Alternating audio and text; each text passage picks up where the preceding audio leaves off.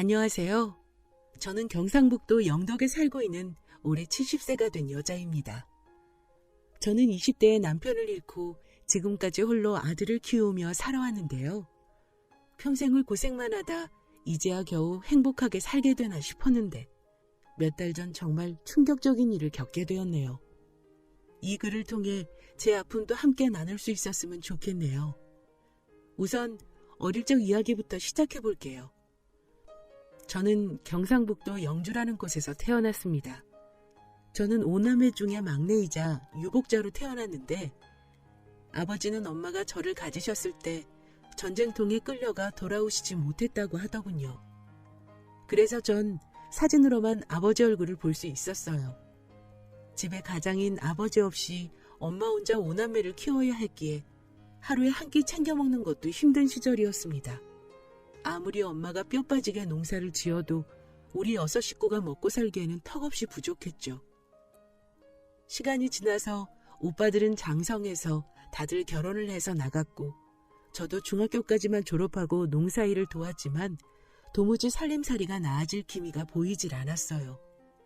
도시에라도 살았다면 공장이라도 들어가 일을 할 수 있었을 텐데 태어나 영주 산골짜기를 한 번도 벗어나 본 적도 없었기에 그저 나이가 차면 부모님이 정해주신 사람과 결혼하게 될 거라 생각하고 살았던 것 같아요. 그렇게 저는 20살도 채 되기 전에 얼굴도 한번 보지 못한 영덕의 어부에게 시집을 왔습니다. 결혼식 전날 엄마랑 마지막으로 같이 잠을 자는데 얼마나 울었는지 몰라요. 엄마는 아무것도 해준 곳이 없어 미안하다며 잘 살아야 한다고 저를 꼭 안아주셨던 기억이 납니다. 그렇게 영주에서 간단히 결혼식을 치르고 정말 보찜 하나 안고 남편 하나 따라서 길을 나섰습니다. 가는 길이 어찌나 멀던지 정말 무섭고 두렵더군요. 지금이야 영덕이 대게 때문에 관광객도 많이 오고 고속도로도 뚫려 도시가 다 되었지만 예전에는 친정에 한번 다녀오려면 산길을 걸어서 다녀야만 했을 정도로 완전히 고립된 어촌마을이었어요. 그렇게 생전 처음으로 살아본 바닷가에서의 생활은 정말 녹록지 않았어요.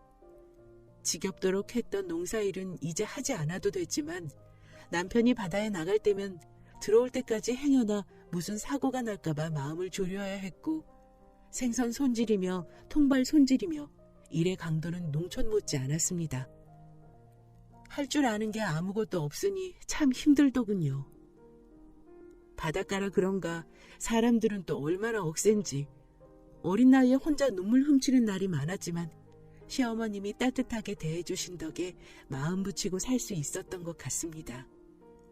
시부모님은 바로 앞집에 사셨는데 당신이 할머님에게 엄청 시집살이를 당하셨다며 그래서 당신 며느리에게 절대 시집살이 시키지 않겠다고 다짐했다면서 저에게 흔한 심부름 한번 시키지 않으셨습니다. 제가 시댁복은 있는지 시아버님도 저를 많이 예뻐하셔서 남몰래 먹을 것도 챙겨주시곤 했고 남편은 무뚝뚝했지만 잔정은 많은 사람이라 저를 잘 아껴주었습니다. 남편은 아버님과 함께 대게잡이 배를 타던 사람이었는데 한번 배를 타고 나가면 며칠 후에 돌아오는데 그때까지 뜬 눈으로 지새는 날이 많았어요. 시부와 남편이 바다에 나가는 날이면 시어머니와 함께 새벽부터 물을 떠놓고 무사기한을 비는 것만이 제가 할 수 있는 전부였습니다. 하지만 제 바람이 약했는지 운명의 장난인지 여지없이 바다라는 커다란 존재는 저의 행복을 앗아가 버리더군요. 저와 뱃속에 아이만 남겨둔 채 여느 날처럼 새벽같이 조업을 나섰던 시아버님과 저희 남편은 다신 돌아오지 못했습니다. 풍랑을 만나 배가 자초되었다는데 그 흔적조차 찾을 수가 없었어요. 황망함에 눈물조차 나지 않더군요. 그래서 아직도 전 바다만 바라보면 평생 바다에서만 살다 바다로 다시 돌아간 남편 생각이 나고 파란 물만 보아도 그때 생각이 나 가슴이 아려옵니다. 그렇게 저는 뱃속에 제 아들 녀석만 남기고 떠난 남편을 원망할 겨를도 없이 아이를 위해서만 살았습니다. 마치 우리 엄마처럼. 처음엔 막막했지만 사람이 살다 보니 어찌저찌 살아는 지더군요. 아들을 얻고 새벽같이 어시장에 나가 생선을 손질하고 닥치는 대로 일을 했습니다. 남의 집 일부터 정말 안 해본 일이 없었네요. 그렇게 정신없이 지내던 어느 날 아들이 4살쯤 되었을 무렵이었어요. 다른 아이들 같으면 벌써 걸음마를 떼고도 남았을 시기인데 우리 아들은 자꾸 중심을 잃고 넘어지기만 하더군요. 사실 그 전부터 자꾸 경기를 하고 구토를 하는 바람에 병원을 자주 가기는 했지만 아이들이 그냥 아프면서 크는 거라 생각을 했었는데 아이가 걷지를 못하니 이거 큰일 났구나 생각이 들어 큰 병원에 가서 진료를 받아보니 의사 선생님이 청천벽력 같은 말씀을 하시더군요. 바로 소아마비였습니다. 이미 한쪽 다리가 완전히 마비되어 평생 장애를 안고 살아야 한다고 했습니다. 요즘은 소아마비 백신이 나와 충분히 예방을 할 수 있는데 왜 접종을 안 했냐며 안타까워 하시는데 피 같은 내 새끼가 이 미련한 애미 때문에 평생을 절름발이로 살아야 한다고 하니 정말 죽고만 싶었습니다. 그때 처음으로 남편이 원망스러워 병원에서 주저앉아 한참을 울어버렸네요. 엄마 울지 말라며 같이 울어버리는 제 아들을 안고 어찌나 울었는지 저는 실신해서 링겔까지 맞고서야 병원을 나설 수 있었습니다. 그렇게 우리 아들은 한쪽 다리를 절게 되었고 학교에 가서도 놀림을 많이 받았어요. 동네 아이들에게 괴롭힘을 당하고 있는 걸 보고 쫓아가서 혼내주고 데려온 적도 많았지만 착하디 착한 아들 녀석은 괜찮다며 그저 헤헤 웃기만 하더군요. 차라리 울고 악다군이라도 썼으면 제 마음이 그리도 시리지 않았을 텐데. 장애가 자기 탓도 아닌데 그 어린 것이 모든 것을 다 감내한다는 표정을 지으며 웃고 있으니 가슴이 찢어졌습니다. 착한 우리 아들은 속 한번 썩이지 않고 무사히 학교를 졸업했고 자연스레 뱃일을 시작하게 되었어요. 저와 시어머님 모두 절대 뱃일만은 안 된다며 머리 싸매고 말렸지만 누가 시킨 적도 없고 저랑 시어머니가 바다라면 경기를 해서 배를 타본 것도 아닌데 뱃일을 하는 아들을 보면서 정말 사람마다 운명이란 게 따로 정해져 있는 것 같았습니다. 그래도 마침 우리 아들이 뱃일을 시작할 땐 대개가 호황이라 저희 고장이 유명해지기 시작할 무렵이었어요. 주변 친척들도 다 뱃일을 하는 사람들이라 작은 형님네 배에서부터 일을 하기 시작했습니다. 처음엔 힘들다고 투정도 부리더니 금세 적응해서 흔들리는 배 안에서는 두 다리 멀쩡한 사람들보다 더 날쌔게 일을 하는 모습을 보니 저도 마음이 좀 놓이더군요. 항상 움츠려만 있던 아이가 자신이 좋아하는 일을 하며 점점 날개를 펴는 모습을 보며 바다에 있는 시아버님과 남편이 도와주는 것 같았습니다. 처음엔 아주 작은 통통배부터 시작했는데 경기가 좋아진 덕인지 점점 배의 규모가 커졌고 10년쯤 지났을 무렵엔 비록 대출이 절반 이상이지만 대게잡이 배를 3척이나 소유하게 되었습니다. 우리 아들 사업수단이 어찌나 좋은지 다리가 몇 개 떨어져 경매에 내놓지 못하는 개들을 따로 인터넷으로 판매하더니 그 수업이 경매에서 버는 것만큼이나 쏠쏠하더군요. 저는 아들이 잡아오는 대게를 판매하는 식당을 열었어요.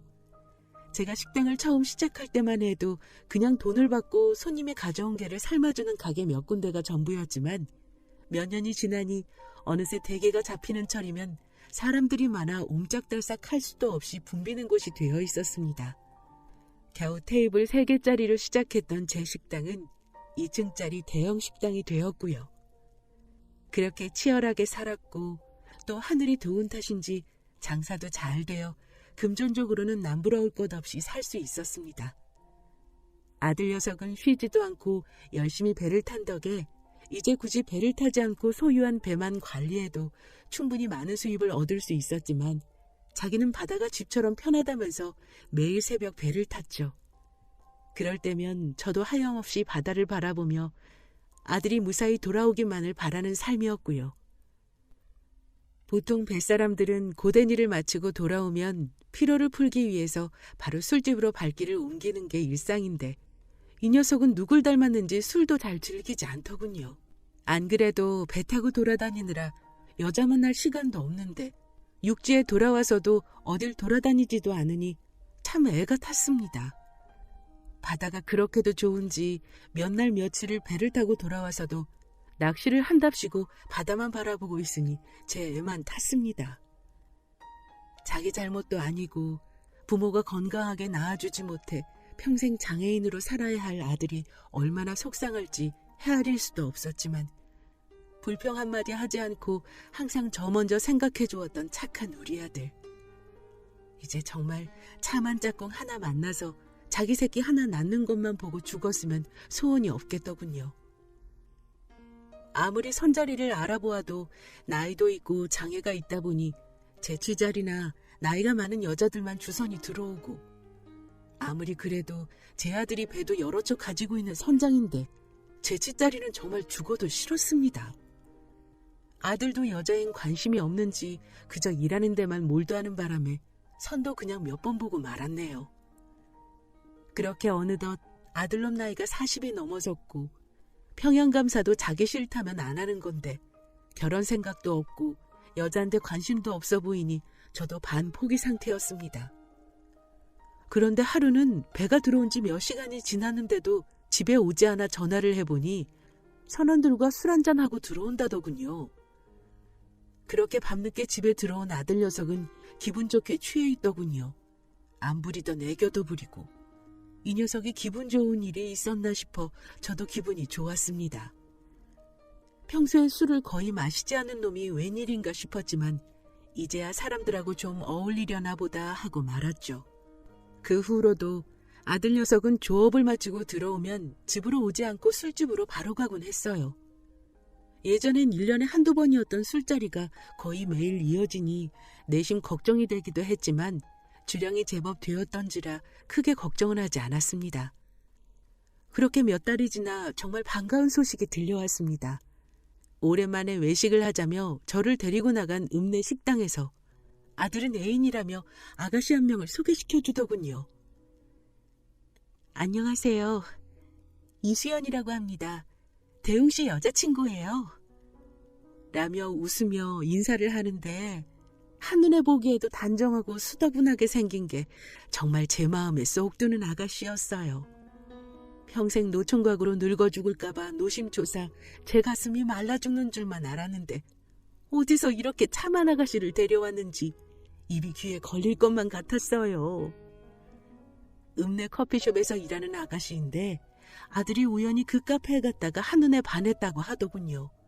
어찌나 예의도 바르고 싹싹한지 제 아들이지만 그 아가씨가 더 아까울 정도였습니다. 그렇게 기분 좋게 식사를 마치고 돌아와 아들 녀석에게 물으니 자기에게 너무 잘해준다고 하더군요. 결혼까지 하고 싶다고 하는데 정말 꿈인지 생시인지 어디서 이런 복덩이가 굴러왔는지 이제 죽어도 여한이 없겠다 했습니다.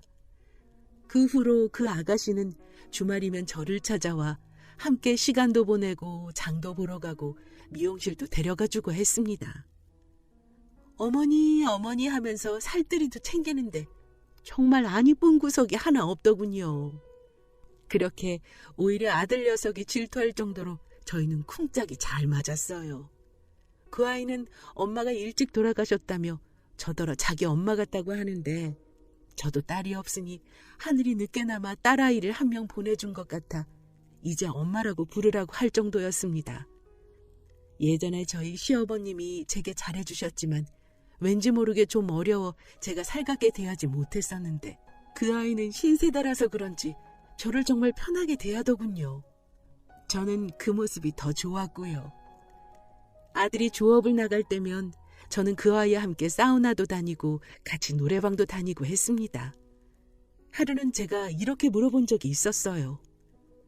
아가, 아무리 내 아들이지만 우리 대홍이는 다리도 불편하고 나이도 많은데 괜찮겠니? 나는 네가 너무 좋은데 나중에 혹시 후회하지 않겠어? 저는 그 아이가 정말 딸처럼 느껴졌기에 정말 진심으로 한 이야기였어요. 제 말에 그 아이는 이렇게 답하더군요. 어머니, 저도 나이가 30이 넘었는데 다른 남자들 안 만나봤겠어요? 근데 대웅 씨는 정말 다른 것 같아요. 지금까지 저한테 큰 소리 한 번도 낸 적 없는 거 아세요? 그리고 어머님한테 하는 걸 보면 속도 깊고 정말 평생 저만 위해주고 살 남자 같아서 제가 오히려 더 적극적으로 만나자고 했는걸요? 말도 어쩜 그리 예쁘게 하는지 손을 꼭 잡고 고맙다며 기쁨의 눈물을 흘렸습니다. 평생 아들의 걸음걸이를 볼 때마다 어찌나 가슴이 찢어지는지 가슴이 뻥 뚫린 것만 같았는데 이렇게 마음씨 고운 아가씨가 아들 곁에 있어주니 정말 죽어도 여한이 없겠더군요. 더 이상 시간 끌 이유가 없을 것 같아 날짜를 잡고 상견례를 가졌습니다. 사부인 되실 분은 안 계시고 언니와 사돈어른이 나오셨더군요.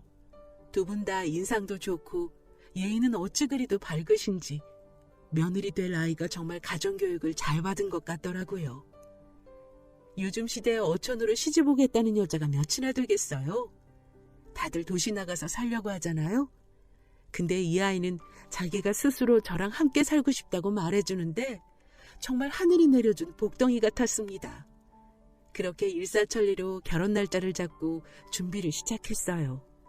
대개철이 지나면 식을 올리기로 하고 아파트를 얻어 동거부터 시켰습니다. 아들 녀석과 예비 며느리는 저랑 꼭 같이 살아야 한다고 고집을 부렸지만 안 그래도 40 넘어 겨우 장가를 보내는 건데 아무것도 부담 주기 싫었거든요. 그동안 열심히 살아온 덕에 경제력은 부족함이 없었기에 아파트도 영덕에서 제일 좋은 신축 아파트로 구해주었고 며느리에게 차도 사주고 신혼살림도 제일 비싼 걸로 준비해 주었습니다. 제가 할 수 있는 건 다 해주고 싶었어요. 제 모든 걸 다 줘도 아깝지 않을 정도였으니까요. 예비 며느리는 결혼 전에도 매일같이 저희 식당을 찾아와 일을 거들어 주었습니다. 괜찮다며 앉아있으라고 하는데도 어찌나 싹싹하게 일을 잘하는지 식당 이모들도 다들 어디서 저런 며느리를 데려왔냐고 부러워했어요. 인사성은 또 얼마나 밝은지 주변 상인들에게도 평판이 좋았고요. 그렇게 결혼식 날은 다가왔고 전 드디어 우리 아들이 결혼을 한다는 생각에 정말 잠도 잘 못 이뤘던 것 같습니다. 그런데 결혼식 날 본 며느리의 친구들은 다 하나같이 좀 드세 보이더군요. 며느리는 저렇게 참하고 얌전한데 친구들은 다들 야해 보이는 옷차림에 진한 화장에 제가 구식이라서 그런지는 몰라도 마음에 들지는 않더군요. 그래도 우리 며느리만한 사람이 없구나. 내가 정말 며느리 하나는 기똥차게 얻었구나. 생각하며 손님들을 맞았습니다. 우리 대웅이 장가 간다고 하니 너도 나도 축하해 주는데 정말 정신이 하나도 없더군요. 그러다 소변이 마려 화장실에 갔는데 한복이 어찌나 불편한지 겨우겨우 볼일을 보고 나오려던 참이었어요. 세면대에서 사람들의 대화 소리가 들리더군요. 예, 소희 저거 드레스 입은 거 대체 몇 번째니? 몇 번 입더니 더 자연스럽다. 그러게 말이다. 남들은 한 번도 못 해본 걸 지는 3번이나 하고 있으니 진짜 대단한 지지배야. 얘 말도 마라. 소희제 간통으로 교도소 갔다 왔잖아. 그것도 포함하면 4번째다. 전 남편이랑은 이혼했대? 저번에 같이 여행 간 거 사진도 올리고 그러던데. 이혼한 건 맞나? 작년에 남편 빚 갚는다고 여기저기 돈 빌리고 다니더니 이번엔 몇 년이나 가려나? 이번 남편 집에 돈이 그렇게 많다면서? 완전 알부자라고 땡 잡았다고 하던데? 옷을 정리하고 밖으로 나가니 그 여자들의 옆모습이 보이더군요. 친구가 결혼하는데 좀 조심하지. 남의 결혼식장에 와서 저런 소리를 하는 건지 이해할 수가 없었지만 속으로는 그 여자 며느리로 맞는 집은 참 불쌍하다는 생각을 했습니다. 다시 식장으로 가니 손님들이 정신없이 들어오는 통에 인사를 하느라 정신이 없었습니다. 예식을 마치고 패백을 준비하는데 며느리 가방이 보이더군요. 신혼여행 때 비상금으로 쓰라고 돈을 좀 준비해왔는데 지갑에 몰래 넣어줄까 싶어 지갑을 열어보았습니다. 지갑을 연 순간 저는 제 눈을 의심했어요. 며느리의 면허증에 있는 이름은 이소희. 바로 화장실에서 뒷담화를 하던 여자들이 이야기했던 바로 그 소희라는 여자가 제 며느리였던 겁니다. 아닐 거야 하면서 떨리는 몸을 겨우 바로잡으려던 그때 결혼식장을 나가려고 하는 여자들을 며느리가 배웅하고 있더군요. 전 그 여자들이 우리 며느리와 반갑게 인사를 나누는 순간 저는 이성을 잃고 말았습니다.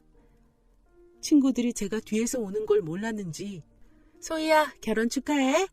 이번에는 꼭 성공하고 행복해라. 알았지? 우리 간다. 하고 가려고 하더군요. 전 그 현장을 목격하고 며느리에게 달려가 소리쳤어요.